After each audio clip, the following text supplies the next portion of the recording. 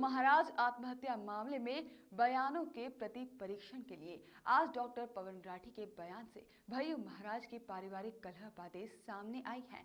Doctor पवन राठी, जो कि भय्यू महाराज के डिप्रेशन का इलाज कर रहे थे, वह बयान देने के लिए सेशन कोर्ट पहुंचे।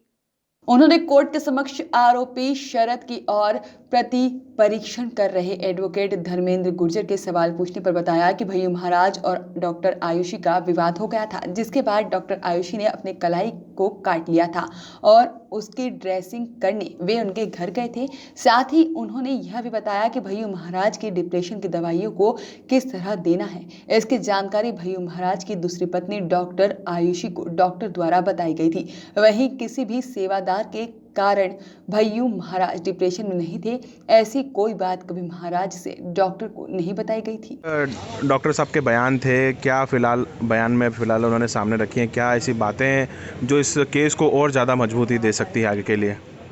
भय्यू महाराज मामले में अभियोजन की ओर से ये आरोप थे कि महाराज डिप्रेशन में थे। डिप्रेशन की अलग अलग गलत गोलियां उन्हें दे दी गई थी, जिस कारण उन्होंने खुद को गोली मारी। डॉक्टर राठी जब न्यायालय में आए तो इस सब बात से इतर जो जानकारी मुझे मेरे आरोपीगण से प्राप्त हुई थी कि एक बार महाराज के उपचार के लिए डॉक्टर पवन राठी उनके घर गए थे। उस उपचार के दौरान महाराज और आयुषी का झगड़ा हुआ।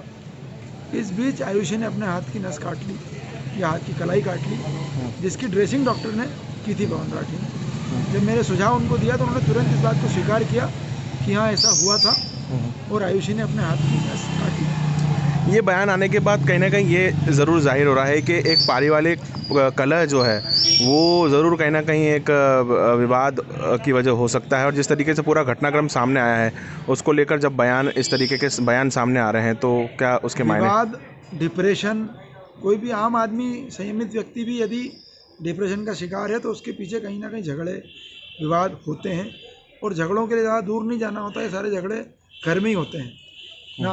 किसी और गवाह ने स्वीकार किया था, पर चूंकि डॉक्टर और वकील एक ऐसे पेशे में होते हैं जिससे कोई भी व्यक्ति कोई बात छुपाता नहीं है, ना वो किसी और से छुपाते हैं। शायद इसीलिए डॉक्टर ने आज सच न्यायालय के सामने रखा। इसके अलावा और भी बातें डॉक्टर साहब ने ये भी बताई कि डॉक्टर भय्यू महाराज नर्वस ब्रेकडाउन और डिप्रेशन के शिकार थे, जिसके कारण भविष्य में वो व्यक्ति खुद को मारने तक जा सकता है। ऐसी एक चीज़ भी सामने आ रही है कि भय्यू महाराज डिप्रेशन के शिकार थे, और जब वो एडमिट हुए थे तो उस दरमियान डॉक्टर आयुषी को बताया गया था कि किस प्रकार से उनको दवाइयाँ देना है या किस तरीके से उनका ध्यान रखना है। मैंने जब डॉक्टर साहब से ये सवाल किया कि आपने कभी आयुषी को बताया कि महाराज को कौन सी दवाई कैसे देना है, तो उन्होंने कहा था कि मैंने मेदांता हॉस्पिटल में ये बात उनको बताई थी। उसके अलावा मैंने ये भी पूछा कि आपने और भी हाई प्रोफाइल लोगों का इलाज किया होगा, बड़े बड़े बिजनेसमैन का किया होगा जिनके यहाँ नौकर चाकर होते हैं, तो उन्होंने स्वीकार किया। तो मैंने कहा इन सब के परिजन आते होंगे आपके पास देख रेख के लिए या दवाई गोली के लिए, तो उन्होंने ये बात भी स्वीकार करी। कहने का मतलब हमारे क्रॉस एग्जामिनेशन में ये बात उभर कर आई कि किसी भी व्यक्ति का, परिवार का कोई व्यक्ति उसकी देख रेख की, दवाई गोली की चिंता रखता है, ना कि नौकर चाकर। Bureau report, Canon news.